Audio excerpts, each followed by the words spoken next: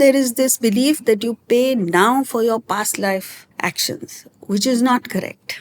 It's like going to sleep today and I commit a crime today. Tomorrow morning I can't wake up and say, but that was yesterday. It's the same you that's moving ahead.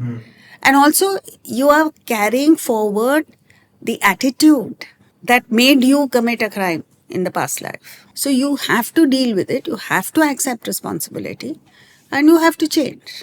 But then why does it feel like those with, like, sometimes it feels like people with negative intentions don't seem to pay the price for it, right? I mean, they're living their best lives, or at least it feels like that from the outside, right? Let's take the example of, say, a corrupt politician. No, I mean, just as an example. It feels like they get away with it. What consequence are they paying? I mean, it doesn't seem like it, no? See, there are two things here. As you rightly said, this is a very famous verse. It has inspired generations of people to achieve excellence. So, first of all, it says your right, your adhikara, is only in karma, action. Now, let's take this first.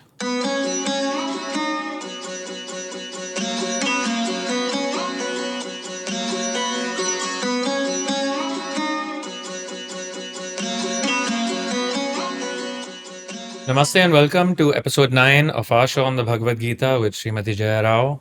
I'm your host Ajay and also Jayaji's son. Jayaji, I've been thinking about, through the week and over the course of the research for the show. There's this, we know about the law of karma, but why does it feel like sometimes those who follow the rules and do the right thing actually end up, or it seems like, not like suffering at some level? Like, there's this quote, a famous kind of quote where they say, good guys, why do good guys finish last? And then there's a law of karma, which says you get what you deserve. How do those two kind of sit together? Yes, see, First of all, does the law of karma actually even like function in life? yes, there is a law. The law simply states that for every action, like in physics, there is an equal and opposite reaction. But in real life, it gets complicated. Just as in the parallelogram law of forces, if suppose you take an object O and there are two equal forces acting on it, horizontally and vertically, it's very clear to us that it will go at 45 degrees. But if there are 25 forces of different strengths acting on it, it's like a gamble. You don't know which way it will go. Yeah. Also, what is interesting is that in the direction of the resultant, means the direction in which it will ultimately go, there is no force acting. Right? Yeah. So also in life, we do a variety of things. And also, it's not just action. It is action, it is intention, it is desire, it is your deep-rooted, what we call as vasana. All that has an impact. But you don't know. Sometimes you yourself don't know what is the intention behind my action. So, and the awareness levels are so low that when the result comes, we're taken aback. Yeah. But the most important thing in the law of karma is the use of the intellect. It's not just enough to be good. It is important, particularly in modern times, where there is others, vicious people, are using their intellect to plan, program, maneuver, manipulate for their benefit and for your downfall. It is important that you are one step ahead of them. And that is possible because goodness itself has power. Plus, if you use the intellect, no one in the world will get the better of you. But this combination is very rare.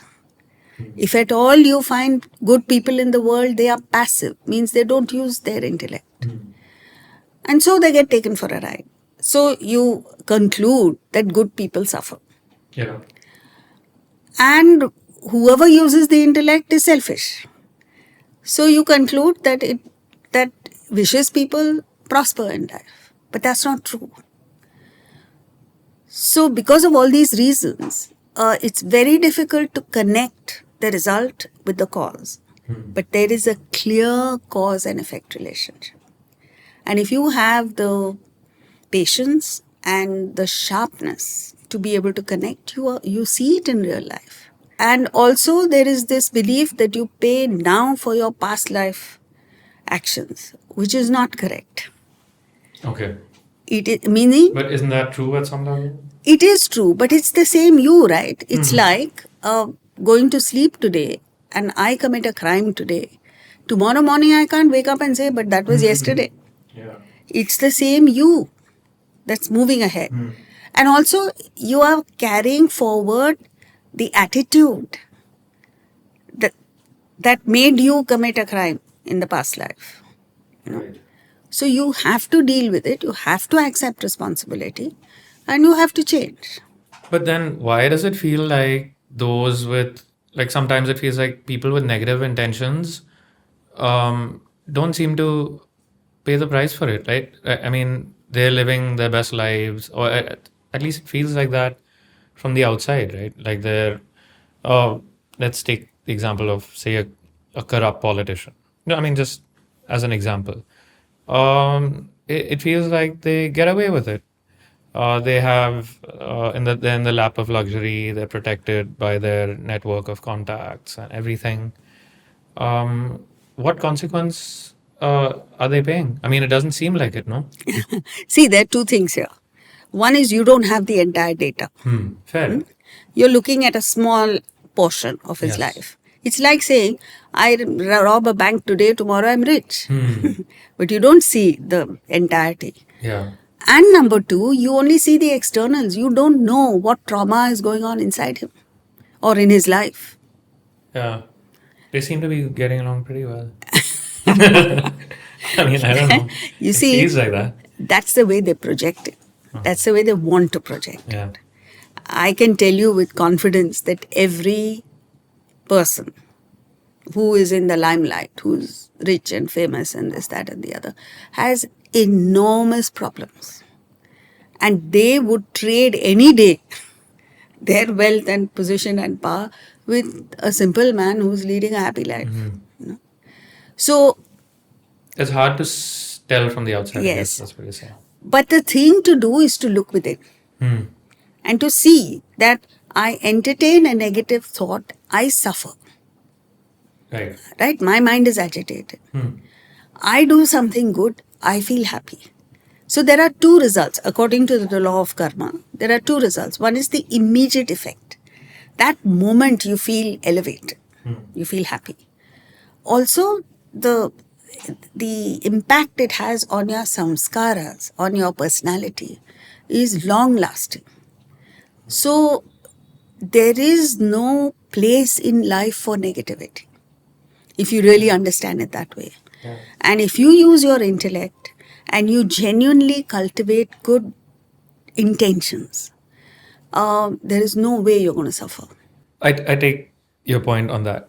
But sometimes you see innocent people suffering, right? How do, and then people like say, if there's a God, how can he, what God would allow something like this to happen? Let's say something bad happens to a child, an innocent child, right? How does the law of karma explain something like that? Because I mean that child has done literally no wrong, right? The way we see it. Yeah, see, I'm just trying to play devil's. I'm just trying to, play devil's advocate and figure out. There must be answers to this also, no? of course there are. First of all, when you say God, how can God allow something like this to happen? Yeah. We must understand God's role in the world is just empowering. It's like fuel in a car. If a car has an accident, you can't blame fuel. Fair. Yeah? Similarly, God has nothing to do with what is happening. God is simply the enabler. Yeah. Now, when a child goes through it, it is past janma, which carries forward to Yeah. the present. So that It feels pretty bad. it does feel, but if you look at it in the totality, Yeah. let's say in this life, I'm a serial murderer. I I cheat people, I kill Yeah. people. How can you expect me to get away with it? And I die, I'm born, I have to pay the price. Yeah. So, but that doesn't mean that you say you deserve it, you suffer. Yeah. Then we must do our bit to alleviate the suffering of people irrespective of what they have done in the past. Yeah, because okay, we say we accept that the law of karma functions, but sometimes it can make us also judgmental about others, right? It's a very, it almost becomes a default. Arey, that guy deserves it, or she deserves what she got. Oh, by the same token, we also Of deserve. course, exactly right. So when we little go bit of to compassion also, no? compassion, we must have Yeah. at all times. No, but I'm saying, especially in the context when we talk about law of karma, everyone gets what they deserve, right? According to the law. Same applies to us. But when it happens with someone else, you get that objective view. You can see sometimes what's happening. Yes, but who's to say that they don't deserve compassion? No, I agree that they do. So, irrespective of the law, our business in life is to reach out and help people who are in distress Yeah. to the extent possible.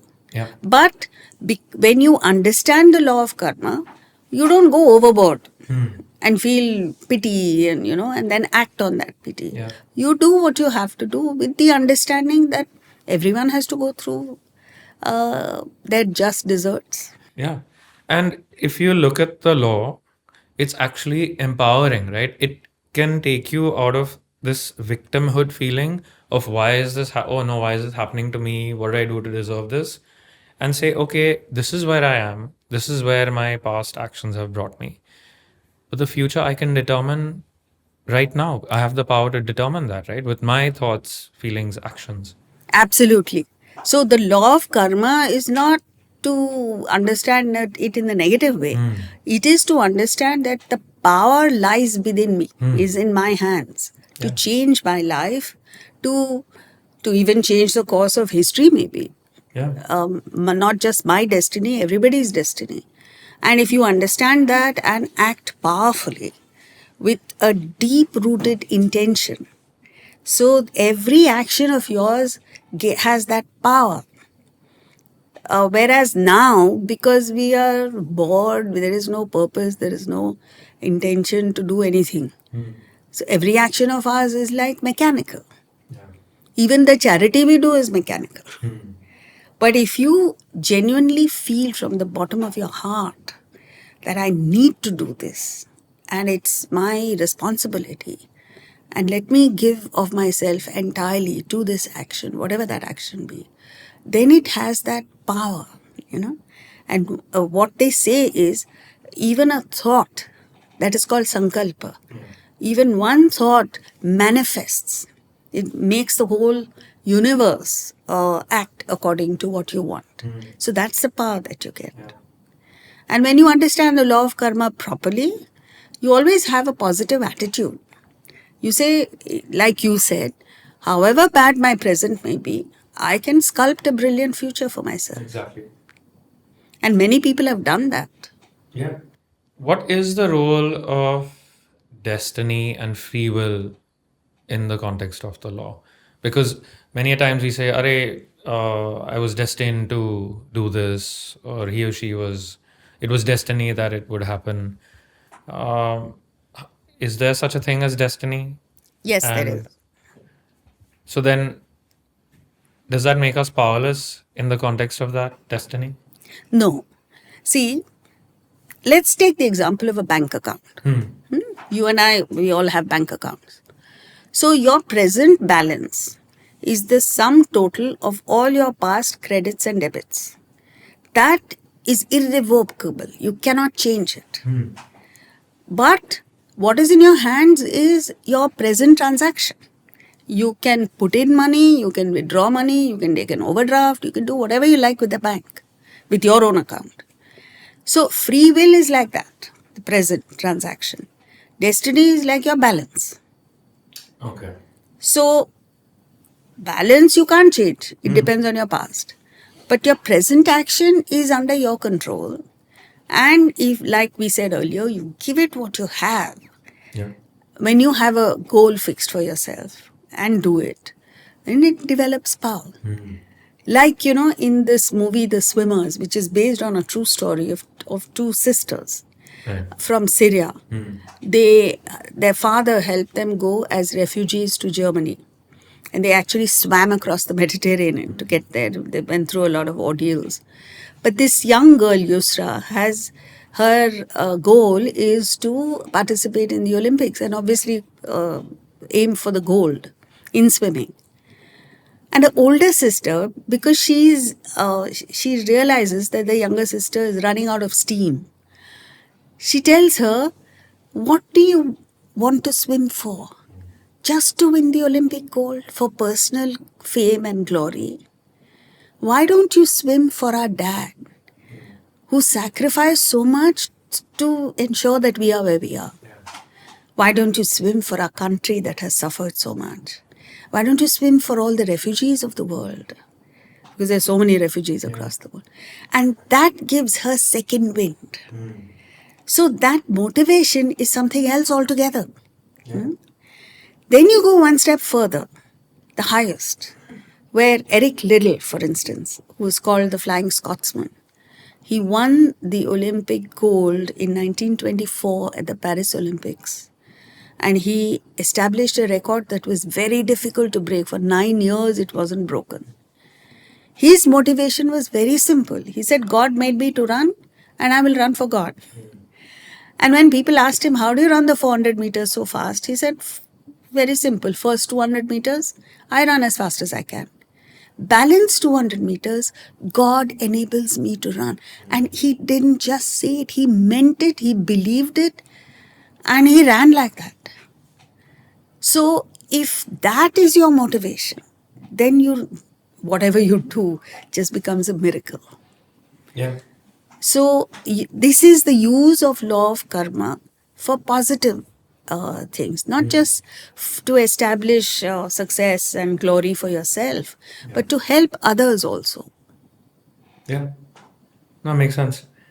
In fact, the verse that we're moving on to now is linked very closely with action and karma. So, shall we start with that? The invocation? Yes. Yeah. Om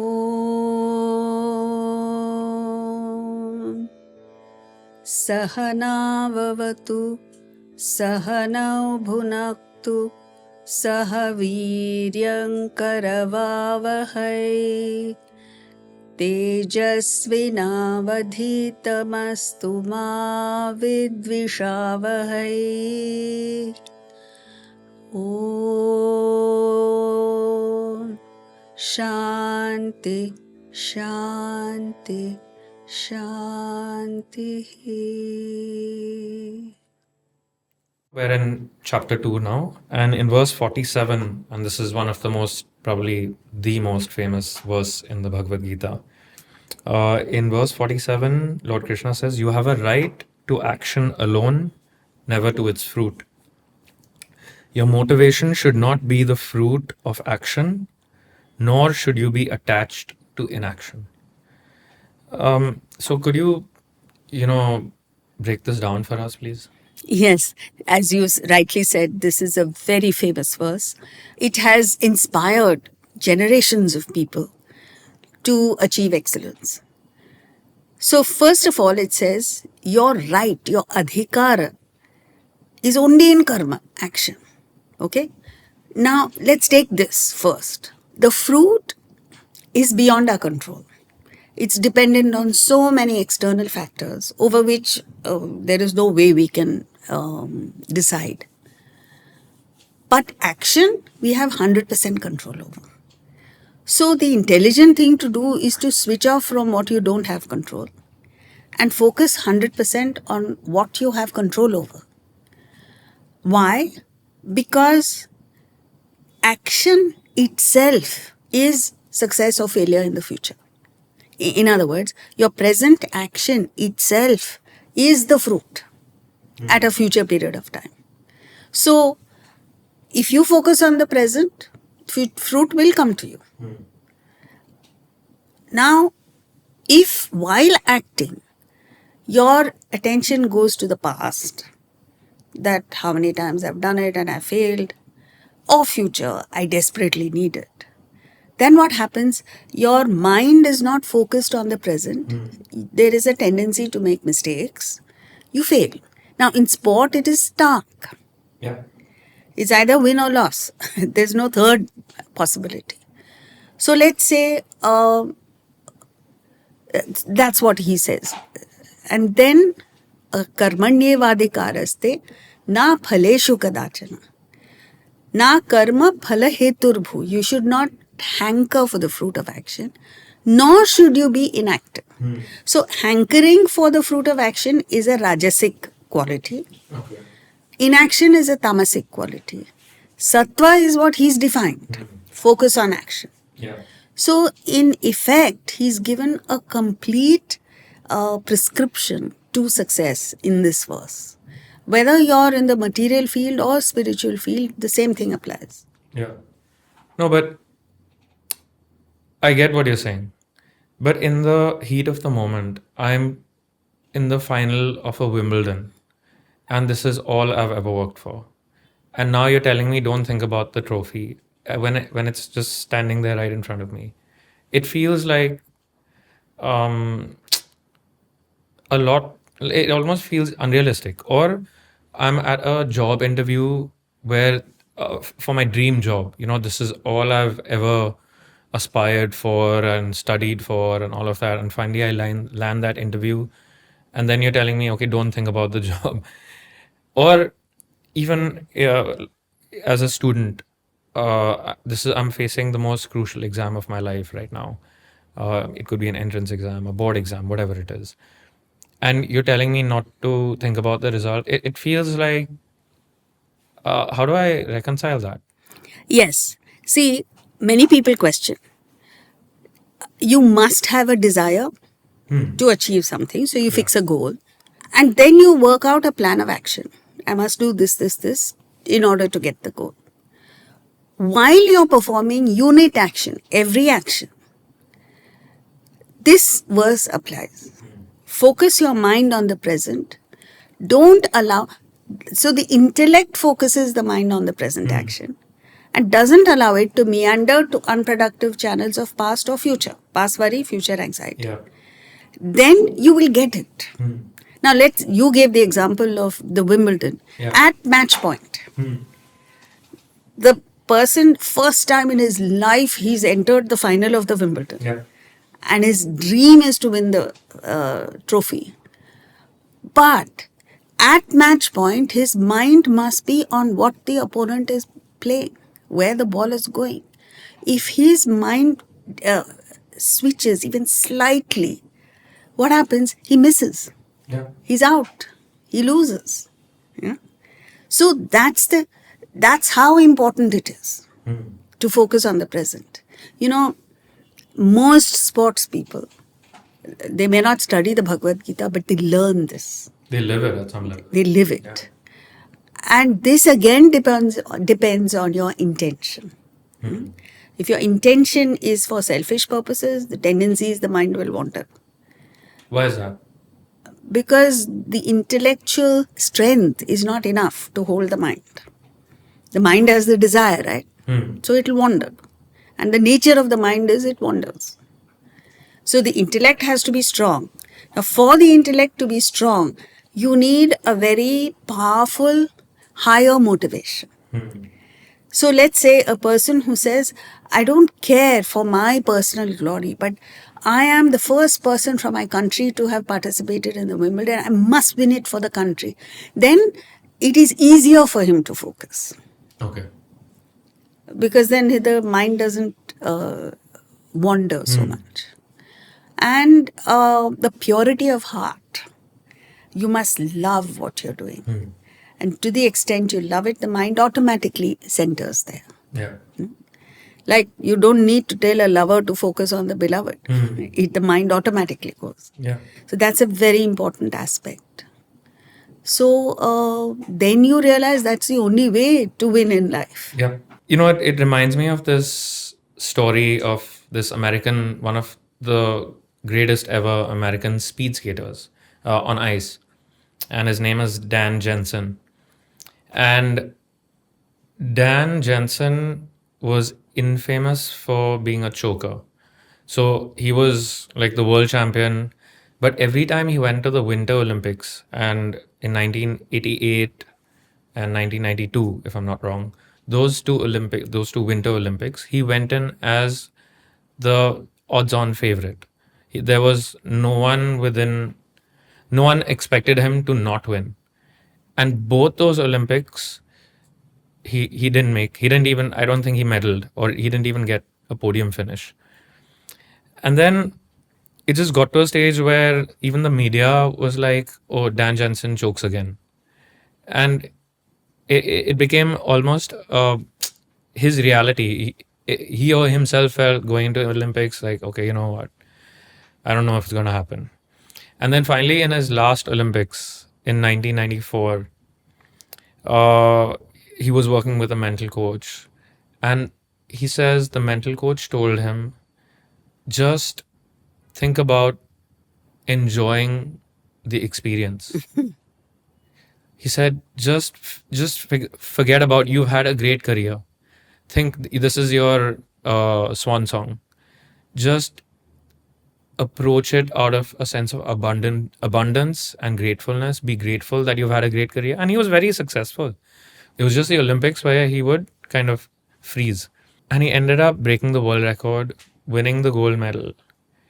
And he said one of the most empowering thoughts that his mental coach gave him is his mental coach asked him to ask himself, so what? So what if I don't win? And I think that's such an important and powerful message for all of us in life, right? When you're, even the situations I mentioned, the Wimbledon. So what if I don't win? I'm saying, look at it the other way. Look at it the other way. Okay, this is all I've ever worked for. But so what if I still made the final? How many people make the final? That's what Dan Jensen's coach told him, right? He's like, how many people have been to the Olympics 3 times or 4 times, multiple times? You're a success anyway. So why are you like so worried about all of this, right? And I thought that there's a parallel of this so what in our philosophy also, right? So could you expand on that, please? Yes, this is a living example of the Bhagavad Gita. The Bhagavad Gita says, as long as you're chasing after a desire, the object of desire will elude your grasp. That's what happened to him in the prior Olympics. Exactly. Let go of desire. Rise above desire. Yeah. And the object comes to you unasked for, unsolicited. Amazing. So if you live it and you see it happen, you gain that inspiration. Otherwise you say, how can I let go? It's something so dear to me. Yeah. So you don't let go of the desire. You rise to a higher level, which is what the coach told him. Yeah. Just enjoy the process. Just enjoy the fact that you're doing it. There is a similar a parallel in a Stanford University student who was gunning for the Olympics in gymnastics. Okay. And he said, ever since I can remember, all I wanted to be was Lord of the Rings, the rings in gymnastics. And the same thing, his coach, who happened to be a gas station attendant, his guru, tells him, what kind of a life are you leading? You're wholly 100% dependent on the Olympic gold over which you have no control. First of all, whether you'll be selected to go to the Olympics or not is not in your hands. Even if you're selected, however well you play, the result depends on how the others are also playing, right? Absolutely. But nobody can take away the fact that you are an outstanding athlete. Just focus there. And they portrayed so beautifully, pictorially, where they show him in slow motion going through his actions, motions, and enjoying it thoroughly. Now, if you do that, find fulfillment in the action, alone, by yourself, then you've already got the result. What more do you want? Why do you want the world to applaud you when you've already got it? So that strength of character we must develop, where you understand that the result itself has no value really, compared to your own fulfillment, your own growth. And it's a byproduct, right? The Absolutely. result. And you see this in every aspect of life, right? Even when, I mean, it may sound trivial, but when you're courting a partner, even, right? You're showering her or him with attention, and then suddenly it's like, and you get no response, right? Sometimes you get the cold shoulder or whatever it is. And then suddenly you're like, okay, forget it, man. It's not going to happen. And then suddenly, like this, the situation, the tables just suddenly turn. It's Yes. weird. I mean, it sounds trivial, but I'm just highlighting how in regular day-to-day life this principle plays out. 100%. In fact, I even tell people, Yeah. even if you're not able to live it, fake indifference, it works. I mean, it's amazing. Like so many times, like the moment it's almost like you mentally let go, it's like the thing comes It to you. comes, yes. It's incredible.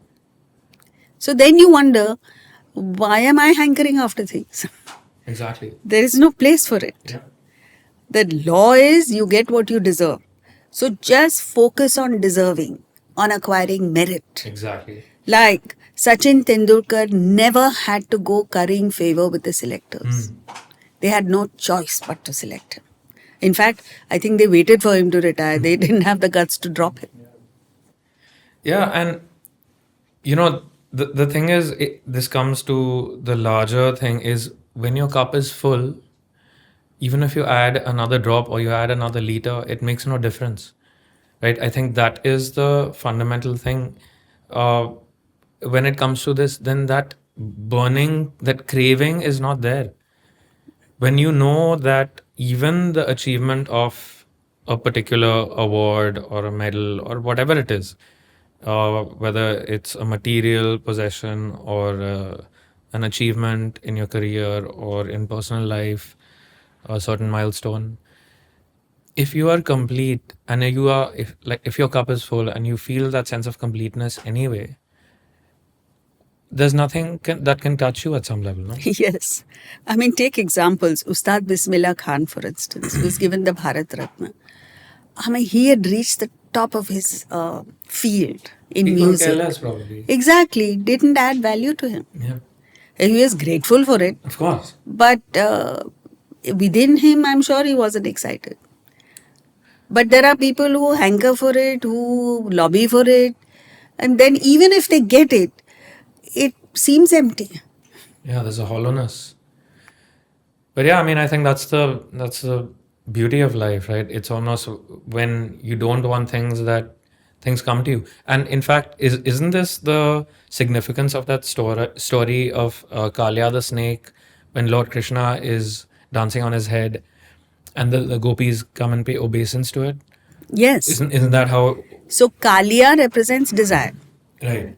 And Krishna danced on the heads of Kalia means you rise above desire, you kill desire. Then what happens? Objects of desire come to him. His wives represent objects of desire, Yeah. which he didn't want, but they came. Yeah. And it gives you that sovereignty, the power. Otherwise, you're a slave to the world. And that's no way to live life. Yeah, and then it just leads to stress and unhappiness and frustration, because if you don't get it, then you're like it's just a whole host of problems. So yeah, I mean, I think with on that note where we're talking about completeness, it's a good way to kind of end today's show with our Purnamidam invocation. Yeah. That's a lovely way to end it, because how not to feel desire when you understand that you are whole, complete. Yeah.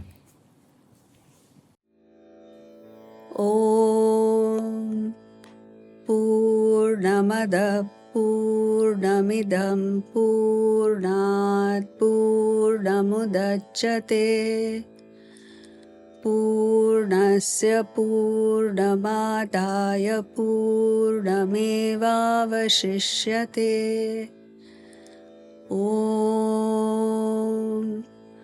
शान्ति शान्ति शान्तिः. Okay, everyone, thank you so much for joining us again this week. We hope that you've gained some insights and lessons that will help you in your day to day lives. And as always, if you have any questions, please do post them in the comments. We'd love to, respond to them. We'd love to address them. And you never know, your questions could be someone else's questions, and a whole bunch of people would benefit from it. So thank you so much and have a great week ahead. See you.